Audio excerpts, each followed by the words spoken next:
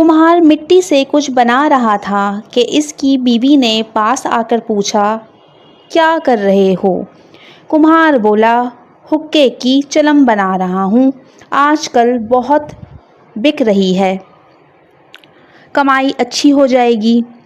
बीवी ने जवाब दिया कि ज़िंदगी का मकसद सिर्फ कमाई का ज़रिया ही तो नहीं, कुछ और भी है।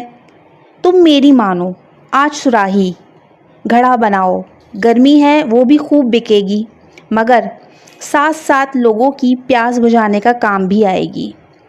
कुम्हार ने कुछ सोचा और मिट्टी को नए रूप में ढालना शुरू किया।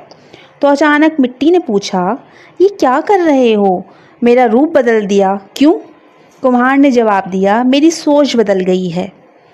पहले तुम्हारे पेट में आग भर रहा था, अब पानी भरेगा और मखलूक खुदा नफ़ा हासिल करेगी। मिट्टी बोली, तुम्हारी तो सिर्फ सोच बदली है, मेरी तो ज़िंदगी बदल गई है। मैं तकलीफ़ से निकलकर आसानी में आ गई हूँ। आप सोच बदलिए, ज़िंदगी खुद ब खुद बदल जाएगी।